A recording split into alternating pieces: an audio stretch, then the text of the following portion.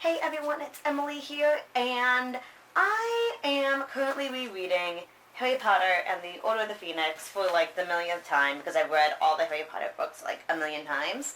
But as I'm reading it, I'm just having so many nostalgic thoughts and feelings about it, and it just makes me really, really happy.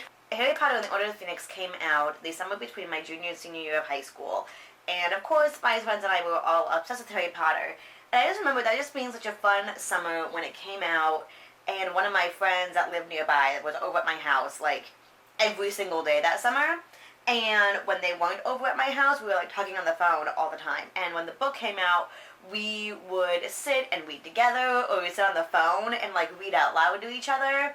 And I remember even when I read at the end of the book, and I would remember so vividly sitting on my porch while my friend was like hanging out doing something, and I was reading the book. They had already finished it, and I had to like reread the ending a million times because I was just like, oh my gosh, what just happened? And just experiencing that, and it's such fond memories. Like, I mean, all the Harry Potter books have such fond memories, but for some reason that summer particular stands out in my mind with the books.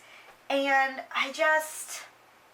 it's just so awesome how books can take you back to specific moments in time and how they stand out to you and how they form who you are. And it actually makes me think, I kind of wish I want to like recreate some of that. Maybe not like recreate Harry Potter itself, but just like I loved the reading books with a friend like that. And so if anyone wants to do a buddy read and we like read each other over Skype, let me know because I think that would be totally awesome. But that's beside the point.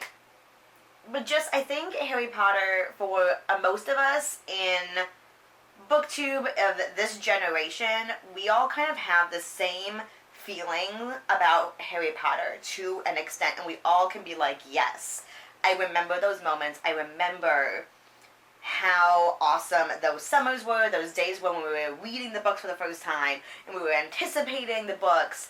And it was such a formative time in children's and adult literature and in our lives because we were like junior high and high school and college, and those are really important years in someone's life where they kind of help form your personality and your viewpoints of life.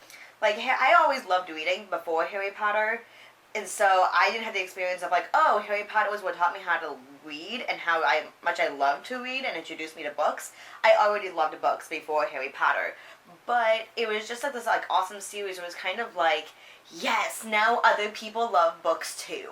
And also just kind of confirming so many of my viewpoints about life and just like reading it in the page and just being like, yes, you understand. And it's just like, and just the whole magical thing, and just, I don't know.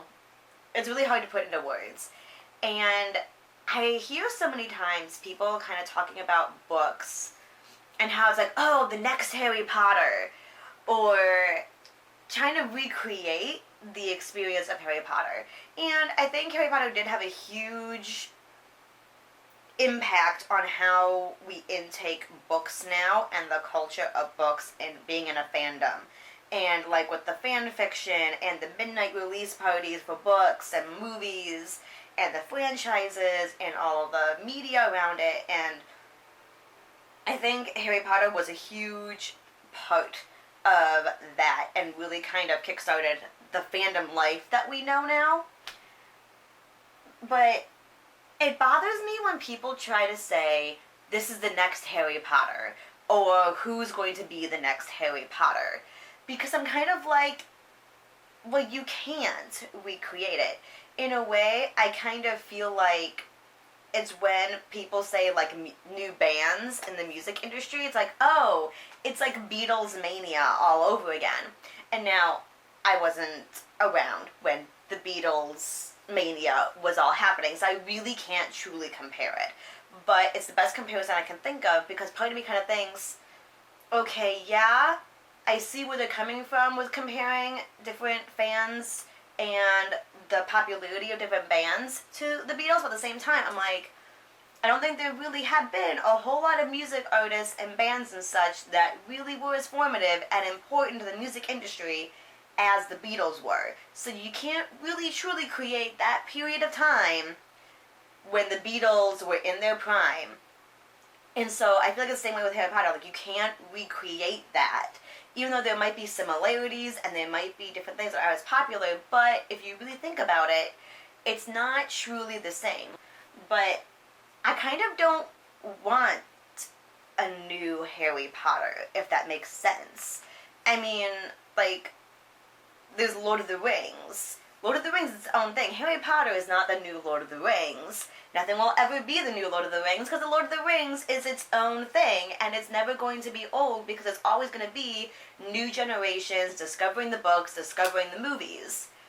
And that's how it's going to be with Harry Potter too. Like, there will never be a new Harry Potter, a replacement for Harry Potter, because there's always going to be another generation rediscovering it. And I think that's really, really awesome. And as much as I would like to go back in time and relive that period of time when I first read the Harry Potter books, I never want there to be a new Harry Potter series, because you just can't do that, if that makes any sense at all. And so, I don't know. Those are just some of my thoughts I've been thinking about as I've been rereading Order of the Phoenix, and it makes me so happy, and I love it. I mean, you guys know I'm a huge Harry Potter fan, obviously, but yeah, those are my thoughts. Anyway, I want to hear your thoughts about Harry Potter and all of those things, and then also I want to announce that VEDA is coming, and I am so excited about it. Kirsty and I are back and helping to coordinate and organize VEDA for We Blog, and we have an awesome team. And Nico is back. He's helping us out with the website. And then Catherine is also helping us, because Kirsty and I realized both, oh hey, we have full-time jobs now, and our schedules are crazy. So Catherine is also going to be helping us with VEDA, and the four of us have been emailing back and forth the last couple weeks, and it's going to be awesome. We have a lot of things that we've been thinking about and talking about to try and make the community and the month as best as we possibly can. The sign-up will be up this week. We talked about it being up tomorrow. Hopefully it'll be up tomorrow, but it will be up sometime this week. And then next week, we will have the Google Doc up for us all to talk about what topics we want to discuss in our videos in August. And it's going to be awesome. And so if you've never joined VEDA, this is a great time to do it. And I'm so excited to see all of my old friends who normally do VEDA and all the new friends I'm going to make, because that's why VEDA is so awesome, is you get to know so many new people. And I have so many friends that I've made through VEDA, and I love it so much, because we just have a great community and make a lot of friends. So I'm super excited.